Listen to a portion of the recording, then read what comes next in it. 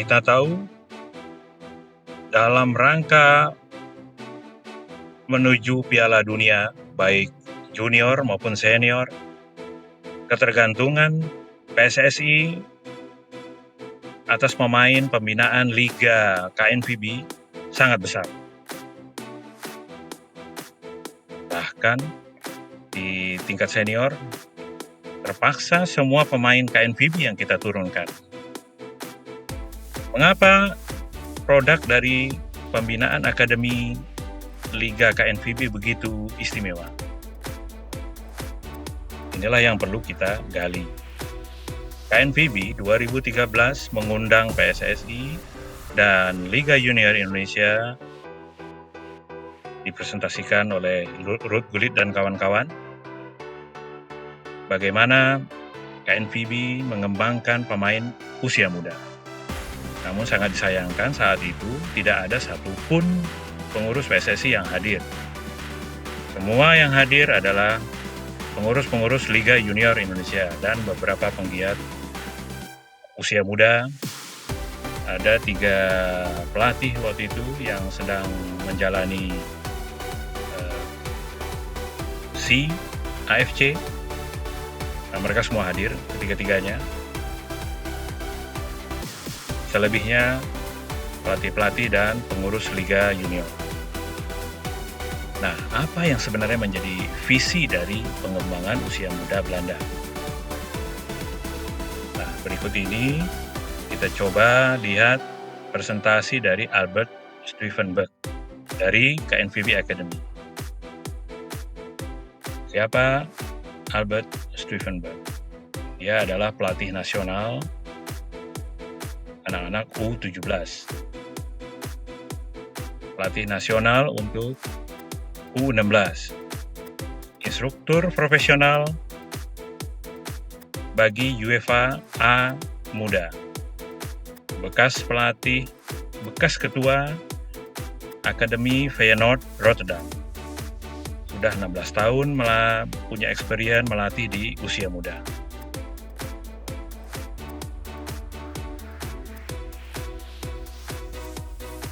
Apa yang menjadi rahasia dari Belanda, pembinaan Belanda? Visi dari organisasi dan struktur sepak bola dan kompetisi. Visi mengenai pengembangan pemain. Visi dari pengembangan pelatih. Belanda wilayahnya seluas wilayah Jawa Barat. Penduduknya total 16 juta. Sepak bola adalah olahraga nomor 1 di sana. Ada 38 klub profesional, ada 3.000 amatir klub, ada 1,1 juta pemain, ada 480 pemain usia muda. Berkantor pusat di Zeist dengan 6 kantor cabang. Ada 8 nasional coaching staff, ada 20 coaching staff cabang, ada 50 coaching staff regional. Semua mempengaruhi, mengatur pelatih-pelatih muda, pengurus-pengurus, dan sukarelawan di 3.000 klub. Ada 3.000 klub di seluruh Belanda. Bagaimana dengan organisasi Liga Usia Muda di Belanda? Belanda membagi 6 wilayah, yakni Utara, Barat 1, Barat 2, Selatan 1, Selatan 2, dan Timur.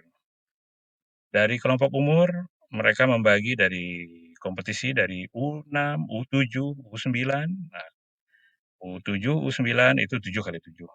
U6, 4x4 mainnya.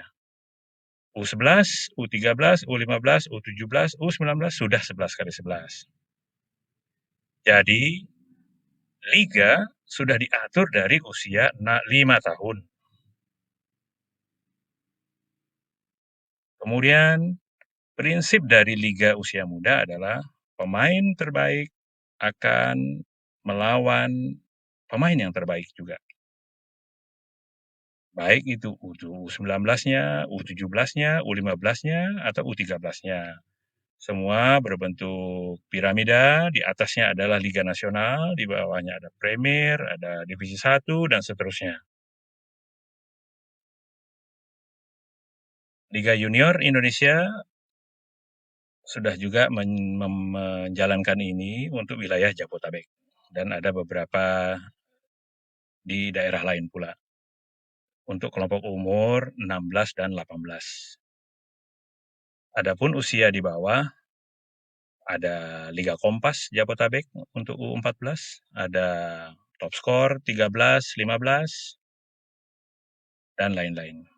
Untuk usia U12, U10 ada Sentul, tapi itu pun Jabotabek. Juga ada di daerah-daerah, itu semua sifatnya swasta. Kembali ke cara Belanda. Cara Belanda ada pengembangan individu dan ada pengembangan tim. Pengembangan usia muda adalah tanggung jawab bersama dari perserikatan atau PSSI dengan klub-klub. Pemain-pemain yang terbaik akan bertanding melawan pemain-pemain yang terbaik pula. Pemain yang berbakat harus mendapatkan 6 sesi training dalam seminggu dan 1 atau 2 competitive game per week, per minggu. Pemain yang terdidik dan berpengalaman harus dilatih oleh pelatih yang terdidik dan berpengalaman.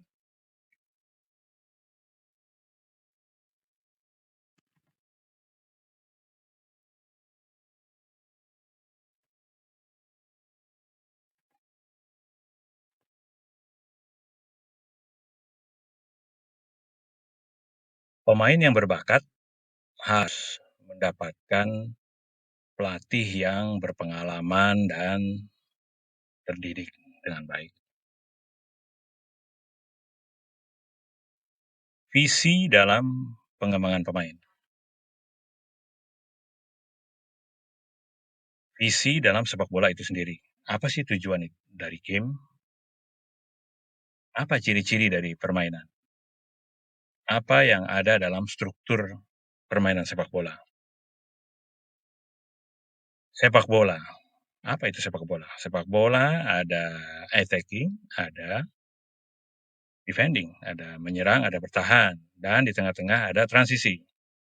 Bagian dari attacking adalah scoring atau dan build up.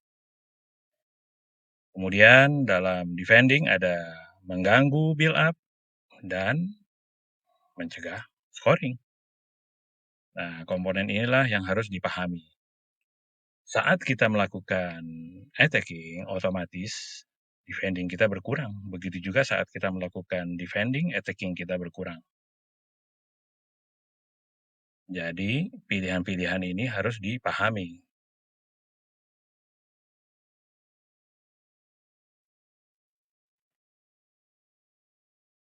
Oke, apa tujuan dari permainan? Permainan sepak bola tujuannya adalah menang. Lalu fungsi-fungsi tim, fungsi attacking, fungsi defending, fungsi transisi. Kemudian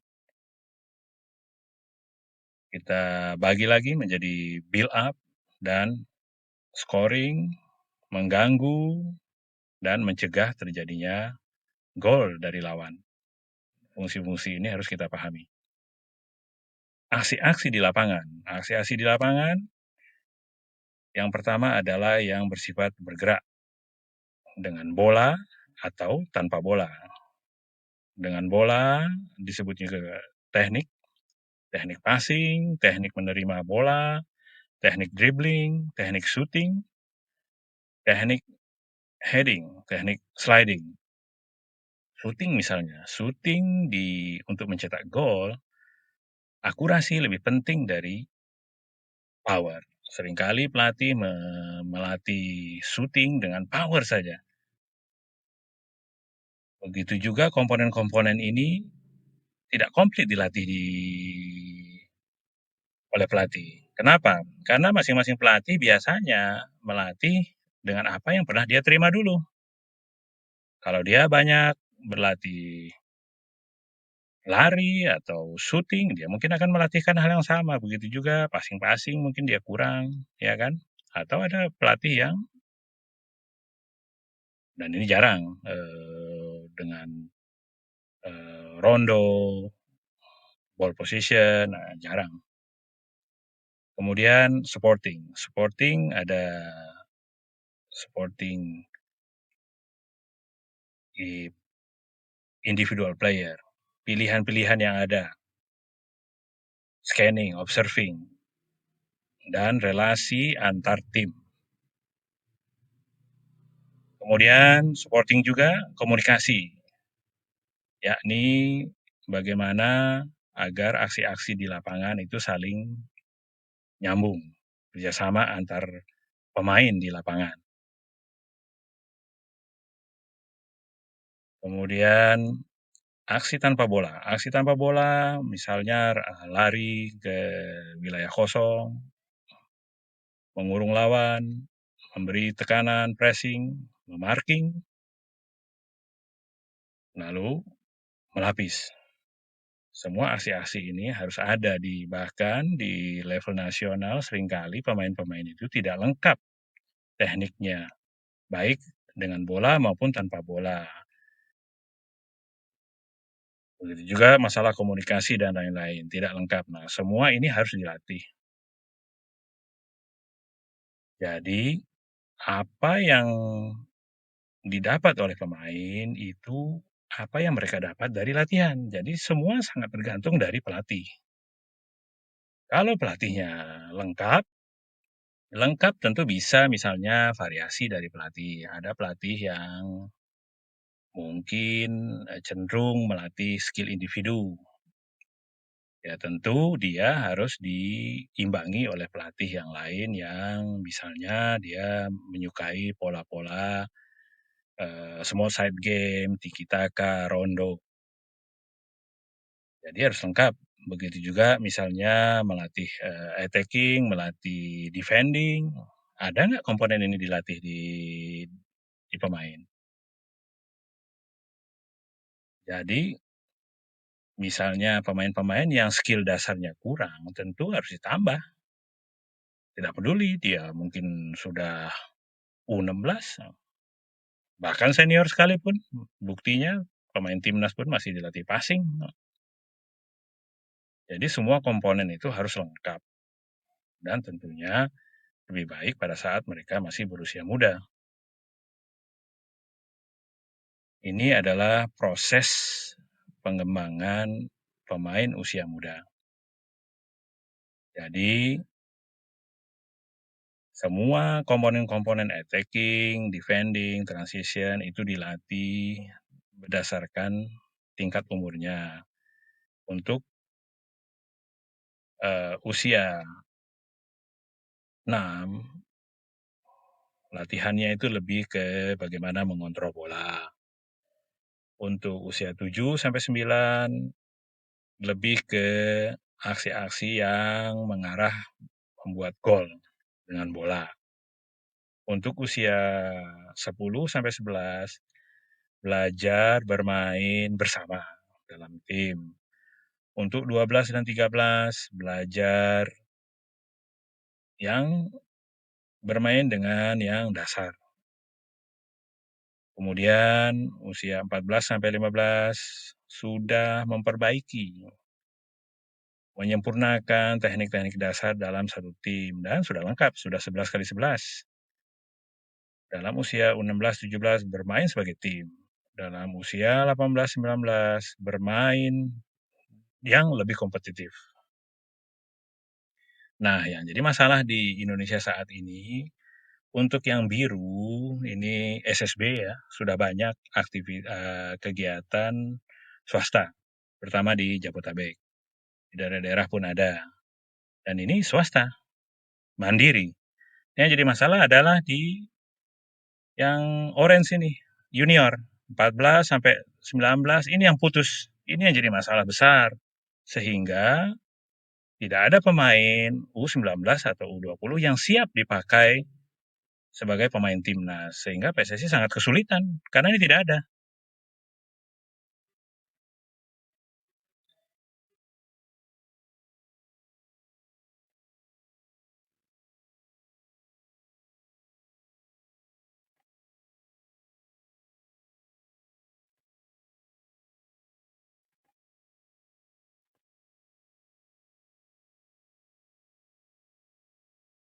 Pemain yang berbakat yang sama Indonesia pun tidak akan kalah dari Belanda.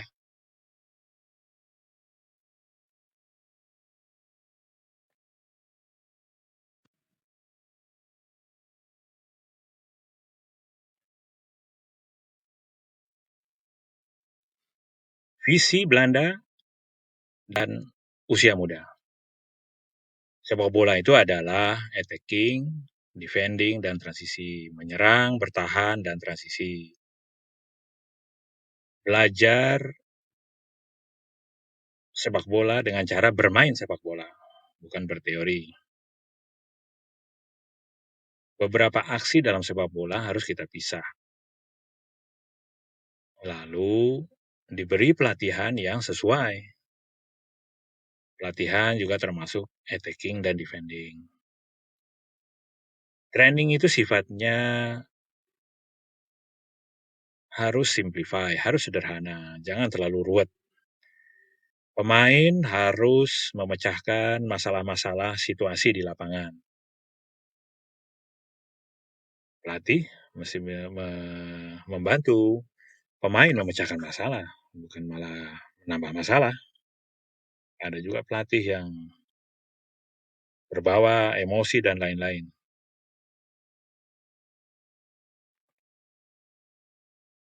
Visi Belanda dalam sepak bola usia muda.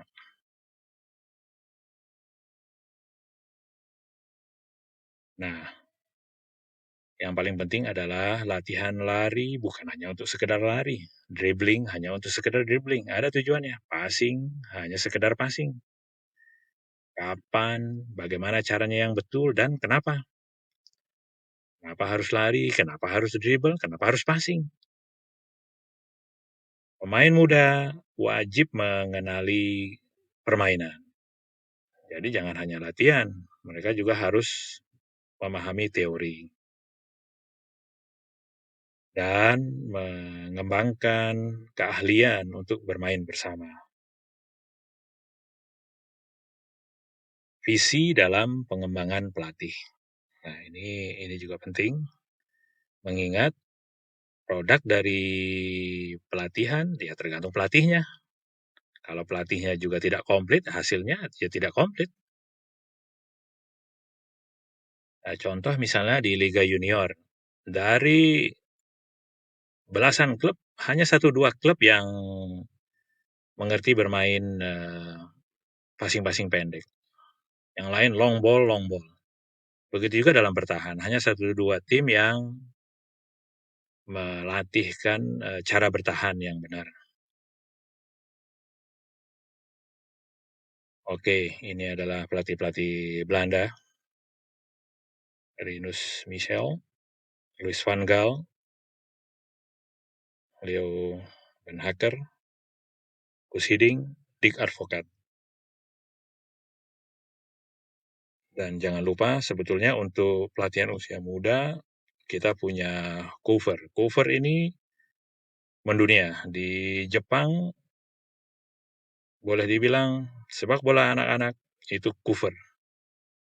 Jadi kalau ada yang bilang Indonesia ini cover, dilatih cover, nggak ada bekasnya.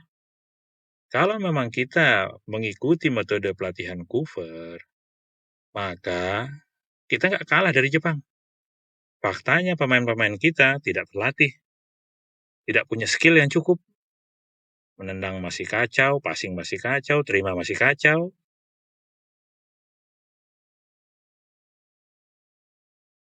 Di Asia hampir semua Belanda, Korea Selatan itu, Belanda, Australia pun Belanda. Pelatih-pelatih Belanda, ya kan, mengadopsi Belanda. Gitu, ini adalah, struktur dari UEFA. Pelatih UEFA Pro, UEFA A, UEFA B, Preliminary, ya. Ini adalah pelatih yang paling bawah adalah pelatih-pelatih untuk level amatir dan usia muda. Nah, ciri-ciri dari pengembangan pelatih.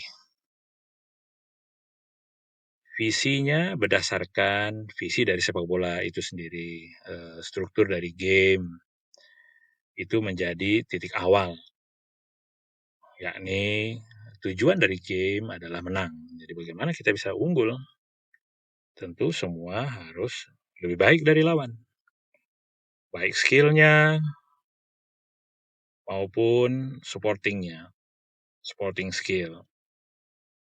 Lalu visi di pelatih, pemain harus lebih bertanggung jawab untuk memecahkan masalah di lapangan.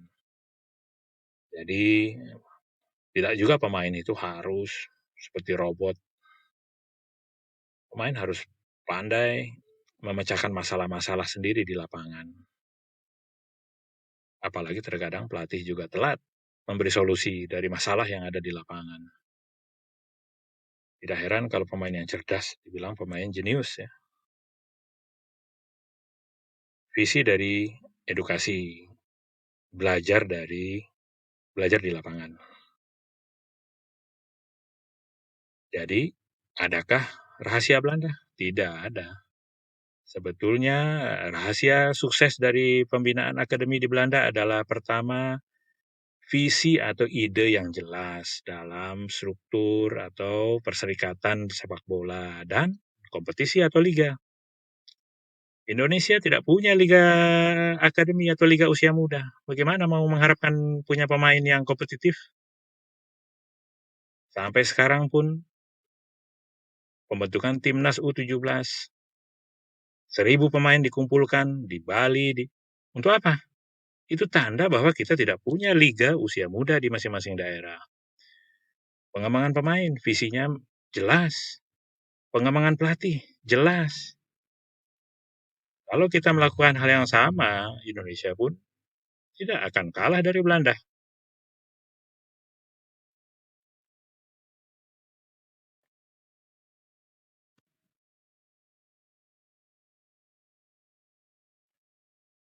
Dalam sepak bola harus kita pisah.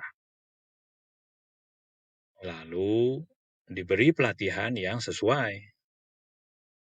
Pelatihan juga termasuk attacking dan defending. Training itu sifatnya harus simplify, harus sederhana, jangan terlalu ruwet. Pemain harus memecahkan masalah-masalah situasi di lapangan. Pelatih mesti membantu pemain memecahkan masalah, bukan malah menambah masalah. Ada juga pelatih yang berbawa emosi dan lain-lain.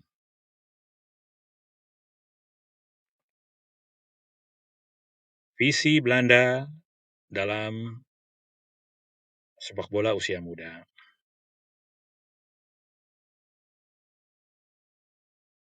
Nah, yang paling penting adalah latihan lari bukan hanya untuk sekedar lari. Dribbling hanya untuk sekedar dribbling. Ada tujuannya. Passing hanya sekedar passing. Kapan, bagaimana caranya yang betul, dan kenapa. Kenapa harus lari, kenapa harus dribble, kenapa harus passing. Pemain muda wajib mengenali permainan. Jadi jangan hanya latihan, mereka juga harus memahami teori dan mengembangkan keahlian untuk bermain bersama. Visi dalam pengembangan pelatih. Nah, ini juga penting, mengingat produk dari pelatihan ya tergantung pelatihnya. Kalau pelatihnya juga tidak komplit, hasilnya ya tidak komplit. Contoh misalnya di Liga Junior, dari belasan klub, hanya satu dua klub yang mengerti bermain passing-passing pendek. Yang lain long ball, long ball. Begitu juga dalam bertahan, hanya satu dua tim yang melatihkan cara bertahan yang benar. Oke, ini adalah pelatih-pelatih Belanda, Rinus Michel, Louis van Gaal, Leo Ben Hacker, Gus Hiddink, Dick Advocaat. Dan jangan lupa sebetulnya untuk pelatihan usia muda, kita punya cover. Cover ini mendunia. Di Jepang, boleh dibilang sepak bola anak-anak itu cover. Jadi kalau ada yang bilang Indonesia ini cover, dilatih cover, nggak ada bekasnya. Kalau memang kita mengikuti metode pelatihan cover, maka kita nggak kalah dari Jepang. Faktanya pemain-pemain kita tidak berlatih, tidak punya skill yang cukup. Menendang masih kacau, passing masih kacau, terima masih kacau.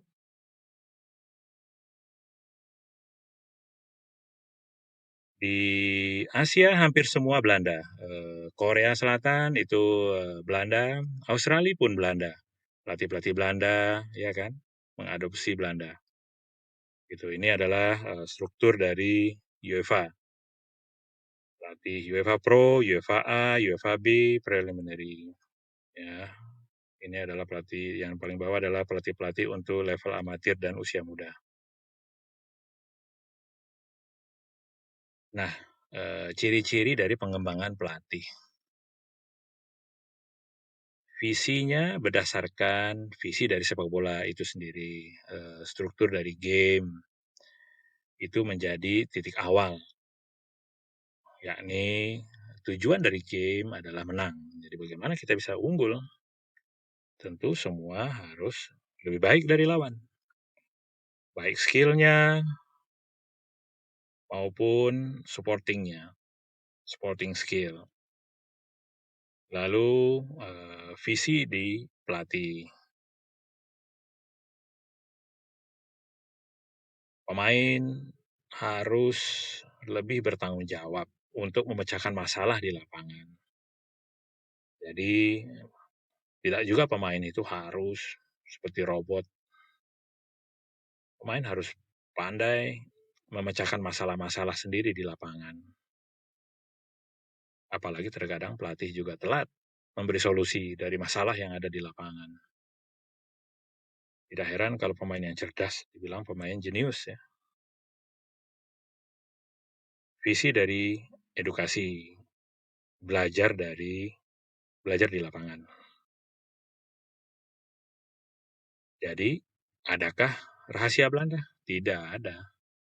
Sebetulnya rahasia sukses dari pembinaan akademi di Belanda adalah pertama, visi atau ide yang jelas dalam struktur atau perserikatan sepak bola dan kompetisi atau liga. Indonesia tidak punya liga akademi atau liga usia muda. Bagaimana mau mengharapkan punya pemain yang kompetitif? Sampai sekarang pun pembentukan timnas U17, 1.000 pemain dikumpulkan di Bali. Untuk apa? Itu tanda bahwa kita tidak punya liga usia muda di masing-masing daerah. Pengembangan pemain, visinya jelas. Pengembangan pelatih, jelas. Kalau kita melakukan hal yang sama, Indonesia pun tidak akan kalah dari Belanda.